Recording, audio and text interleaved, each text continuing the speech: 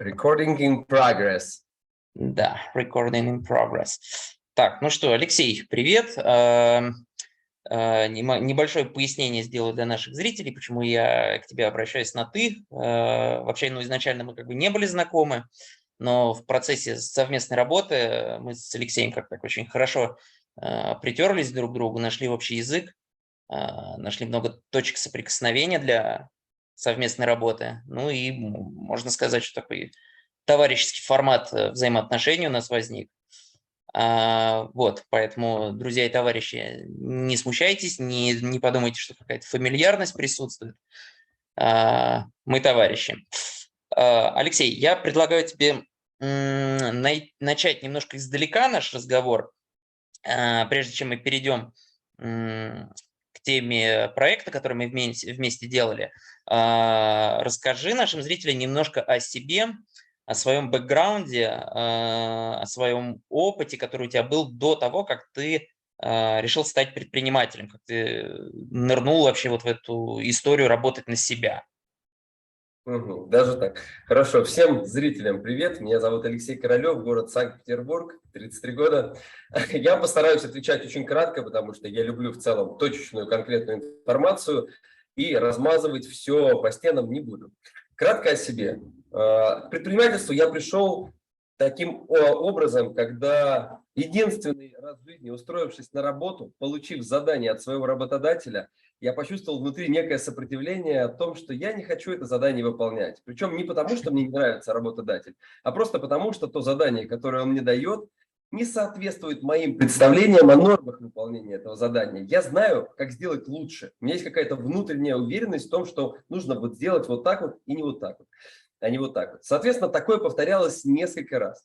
И каждый раз, когда мне кто-то давал задание, пускай это будет работа, или пускай это были даже родители, да, или просто какие-то любые сферы, где мне кто-то говорил, у меня было всегда свое мнение и ощущение того, что я знаю, как лучше. И уже тогда я понял, что на уровне внутренних ощущений я понял, что выполнять поручения других людей я, к сожалению, не смогу. Я понял, что я точно хочу свое дело, свой бизнес. Я как-то это понял очень рано, и уже в 14 лет я на самом деле самостоятельно заработал на свой первый мобильный телефон. Он появился у меня первого в классе. Респект. Да, я купил Motorola E365. Помню такую. Помню. Да, мы с другом работали, возили на мотоцикле щебень, песок, навоз, ездили, собирали щебень с дороги, собирали с какой-то фермы и ездили по деревне, кричали песок, навоз, щебень и продавали это за 200 рублей. Целое лето потребовалось, чтобы зарабатывать по 200 рублей на мобильный телефон. Соответственно, вот так вот я пришел к этой мысли, ну а потом уже начал это воплощать в реальность. Клево. Расскажи, с чего ты начинал как предприниматель? Какой был твой первый бизнес? Первый мой бизнес был, наверное, как у многих, сетевой маркетинг. Вот. Меня знакомый позвал на какую-то конференцию, где сказал, что можно много зарабатывать на какой-то неизвестной штуке. Для меня было все в новинку, поэтому я сказал, давай, оплатил что-то там 20 тысяч рублей. И у меня появилась возможность на этом зарабатывать. Talk Fusion, так называлась эта сфера. Я пошел по всем своим друзьям, знакомым об этом рассказывать.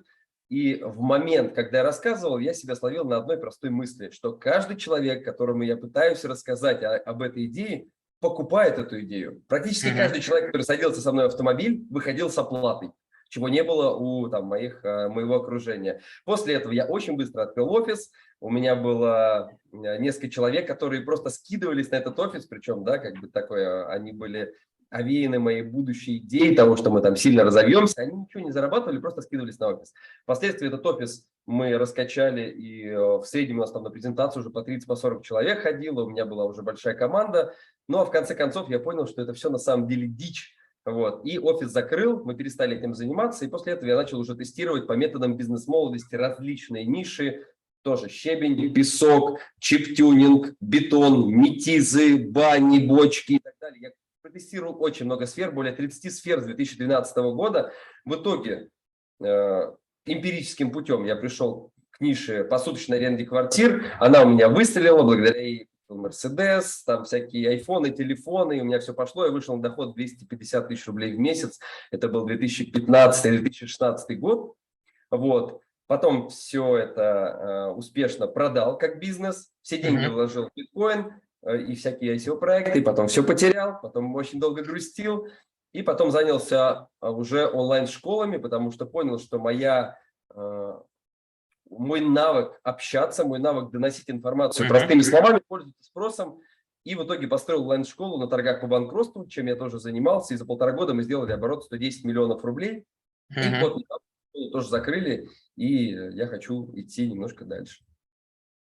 Бытует такое мнение, что предпринимательство – это что-то такое, что подвластно только избранным людям, которые обладают какими-то некими особыми качествами, которые не присущи каждому человеку.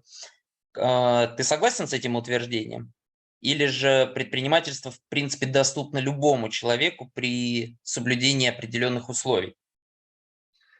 Если мы рассматриваем предпринимательство как умение или навык что-то делать своими руками и как-то получать за это оплату от клиентов, то я считаю, что любой человек может в рамках какого-то допустимого предела зарабатывать на своих навыках. Абсолютно любой. Потому что если взять даже самого захудалого интроверта, который сидит дома и пишет, там, рисует свои картины у себя на тетрадочке, теоретически, если он просто выложит объявление, он может это продать, и он уже предприниматель.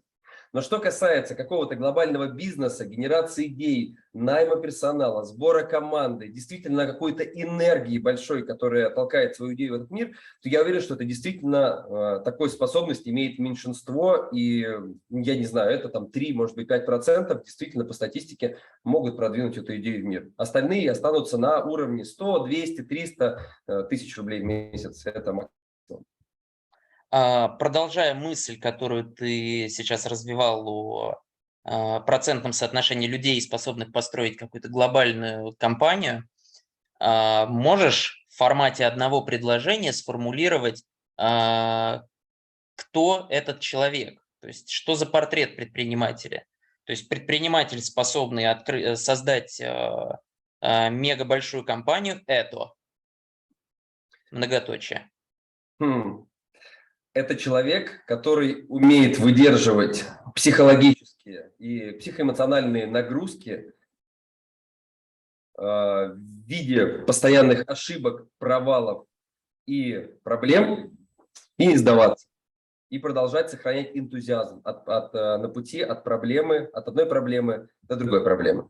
То есть я бы сказал так, что да, предприниматель – это человек, который не теряет энтузиазма при движении от одной проблемы, от одной ошибки к другой ошибке.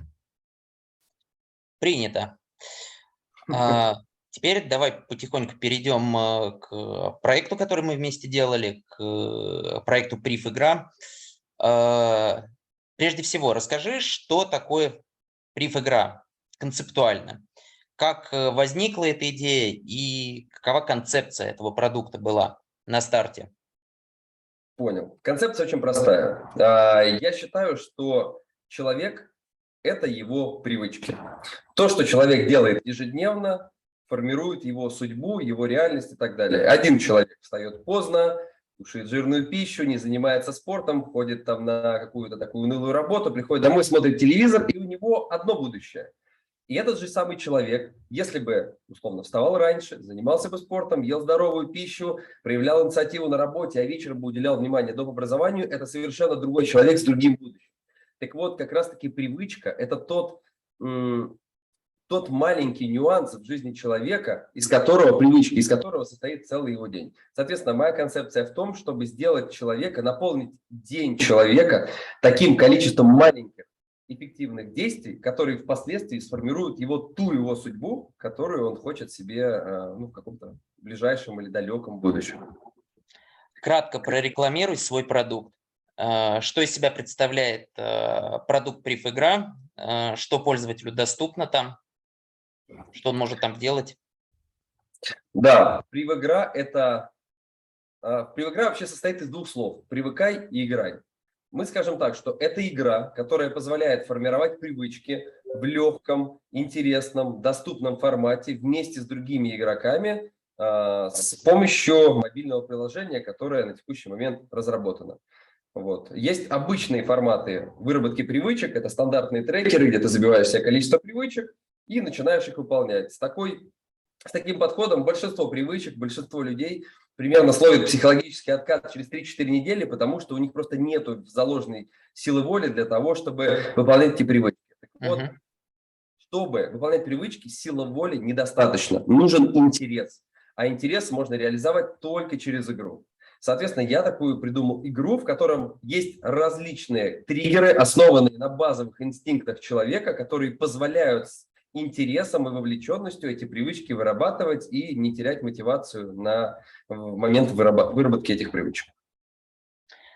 Прежде чем ты обратился к нам с запросом на реализацию твоего продукта, насколько я помню, ты рассказывал, что у тебя был некий MVP 0.0. Расскажи, что он из себя представлял и что он помог тебе выявить.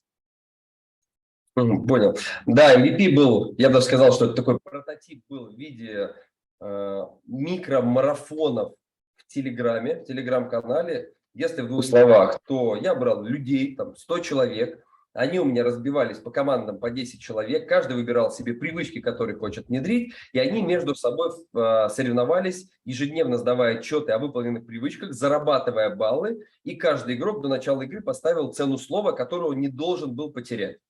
Те игроки, которые в итоге потеряли цену слова, эти деньги пошли в призовой фонд тем людям, которые остались в игре, набрали больше всего баллов. Вот за счет этого была очень высокая доходимость, и таких игр было проведено порядка 15. И после этого было принято решение это уже все автоматизировать, потому что было много ручных в Телеграм-канале состыковок между командами и так далее. И мы все это перевели в мобильное приложение. Решили переводить. Когда ты встал перед вопросом, как реализовывать эту задачу при помощи IT-инструментов, ты наверняка проводил определенный ресерч среди кодовых студий разработки или не проводил? Я не проводил, потому что я знал до этого. И это уже не мое не первое мобильное приложение. Я уже запускал 2 проекта, и я примерно уже оценивал стоимость. У меня есть даже свой личный знакомый программист, который мне может делать гораздо дешевле, чем команда.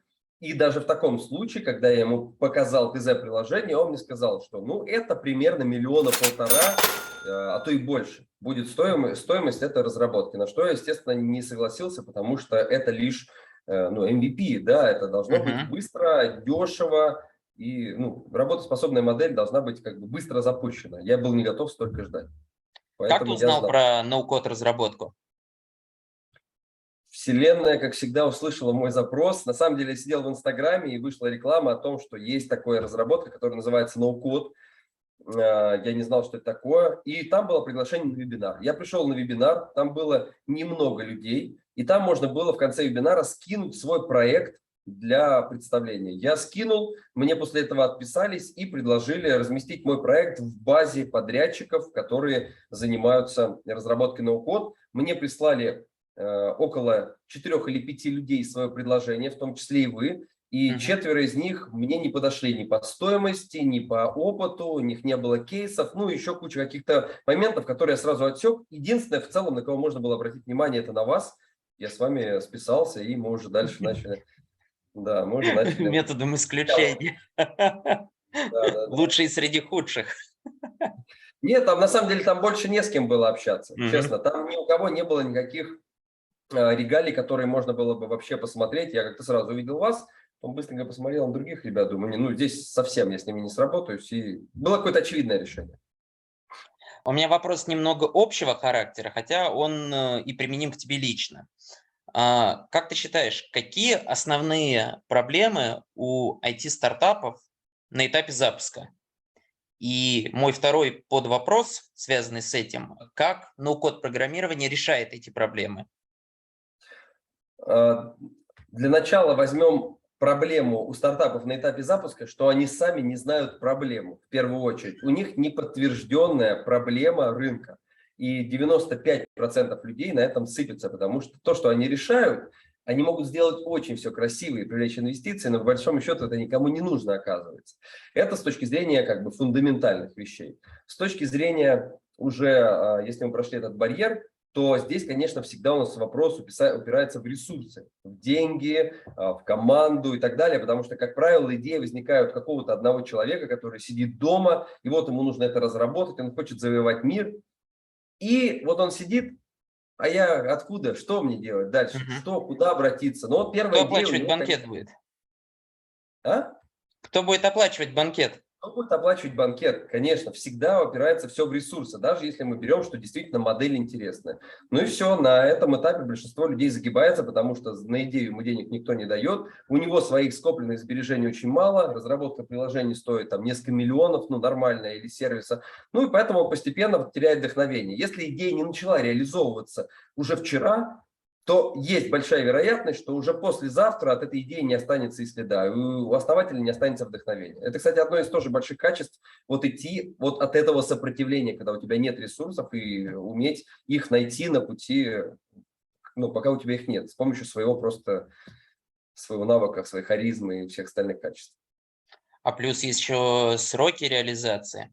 Кодовая разработка обычно большие сроки дает. То есть пока они тебе напишут твой продукт, твои конкуренты, которые, возможно, стартовали раньше, уже выйдут на рынок, пока ты сидишь копошишься.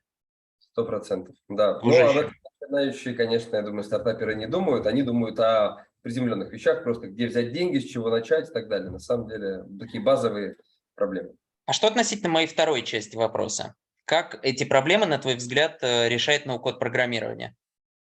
Очень просто. Время – деньги. Все.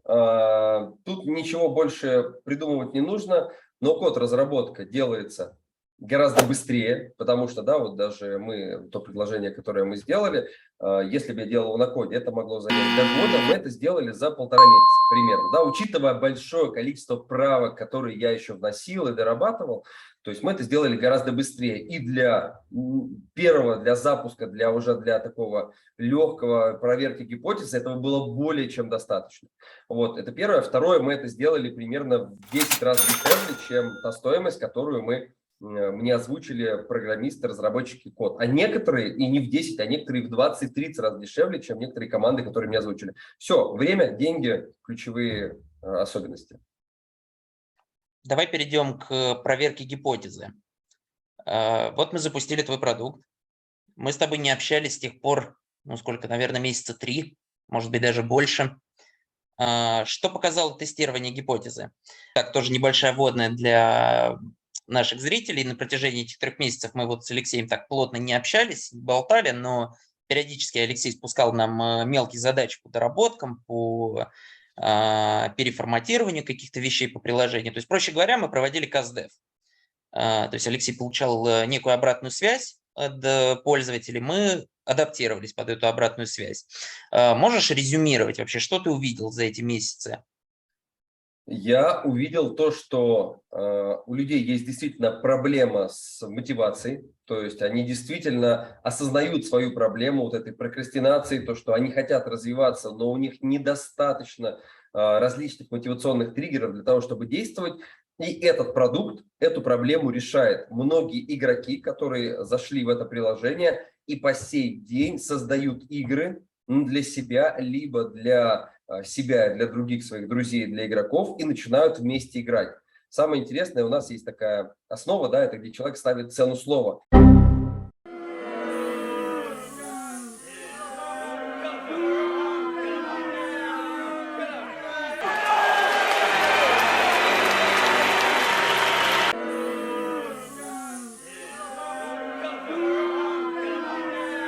И они ставят большую цену слова, которая их мотивирует выполнять эти действия, плюс игровые механики, которые точно так же помогают им вырабатывать привычки. За это время мы собрали, не знаю, около 50 уже отзывов о приложении, которые прям размещены на маркете, да, которые можно почитать. И люди говорят, что это первое приложение, благодаря которому я начал бегать по утрам. Это первое приложение, благодаря которому я бросил курить. Это первое приложение, которое заставило меня раньше вставать и так далее. Я увидел, что можно работать с людьми через вот такую вот геймификацию, через какие-то такие мотивационные триггеры. И основное, что я сейчас вижу, какую проблему, что им просто становится скучновато вырабатывать одно и то же. И сейчас задача становится в том, чтобы это приложение сделать более интересным с точки зрения развития, чтобы был какой-то маршрут развития у человека, чтобы был интересный дополнительный, возможно, контент, который будет предоставляться человеку во время прохождения этих игр, а не просто привычки. В целом мы сейчас под эту модель и перестраиваемся. В этой связи у меня вопрос о дальнейших планах развития продукта. Какие ты наметил себе планы на ближайшие месяцы, полгода, год? Очень простые планы. Сейчас моя задача немножко изменить модель и сделать выработку привычек не просто, как я уже сказал, да, просто у нас игра в привычки, а сделать это в формате мини-марафонов, которые будут готовить реальные эксперты, которые будут сделаны в формате степ-бай-степ. То есть обучение в микроформате. Я считаю, что вообще тренд в образовании сейчас – это микрообучение. Микрообучение. Потому что информации с каждым днем все больше. У человека концентрация все хуже. Соответственно, и человек, потребляя огромное количество бесплатного контента, получает лишь иллюзию того, что он создает какой-то, да, что у него будет какой-то результат. А когда он идет на платные дорогие онлайн-курсы, на самом деле там огромное большое количество контента, которое тоже человек не вывозит. И в силу своей дороговизны и неэффективности человек, проходя один курс, потом, как правило, ловит психологический откат и еще 6-8 месяцев больше ничему не обучается, потому что у него негативный опыт. Моя задача сделать так, чтобы обучение стало интереснее, чем залипание в соцсетях. Оно было легким, доступным, интересным, и оно было в формате легкого потребления. Ты потребил контент, закрепил это легкой, интересной практикой и идешь, занимаешься своими делами. Ты фокусируешься на конкретной задаче. Тем самым ты вырабатываешь привычку учиться. И теперь мое позиционирование, мое развитие будет не только вырабатывать какие-то полезные привычки, а теперь мое позиционирование в том, чтобы вырабатывать привычку учиться через различные, да, там тоже, опять же, форматы, которые будут представлены в приложении. Сами привычки это будет у нас как уже теперь просто отдельный вид игры. Условно, да, мы начинаем, у нас мини-марафон, как научиться рано вставать. Человек ежедневно получает маленькую порцию контента по тому, как научиться вставать. После этого выполняет легкое задание или каждый день он встает на 15 минут раньше, сдает отчет в приложение, за это получает бонусы, которые может потратить внутри приложения на реальные товары или услуги, которые внутри приложения. Ну и так далее. В общем, в таком формате. Степ-бай-степ. Мой завершающий вопрос, прошу тебя ответить на него коротко, может быть, в рамках 20-30 секунд, поскольку у нас время заканчивается. Какой совет ты дал бы начинающим предпринимателям, которые мечтают запустить IT-стартап, но, возможно, по какой-то причине колеблются, сомневаются? Самое простое, найдите самый простой способ тестирования той идеи, той модели, которую вы придумали, без затрат сразу на маркетинг, на какие-то дорогие разработки, в рамках того, что вы можете. Любой продукт можно решить в ручном режиме, где сидите условно вы, сидит ваш клиент, а после этого вы делаете все в ручном режиме. То есть не нужно ничего создавать, разрабатывать до тех пор, пока вы это не проверили просто вот своими руками. Не нужно ничего придумывать. После этого можете идти уже, следующий шаг это ноу-код, MVP, а после полноценная разработка. Спасибо за уделенное время, Алексей. Был рад тебя слышать. Надеюсь, что в следующий раз мы созвонимся обсудить какой-то новый проект, который мы будем делать совместно. Спасибо тебе.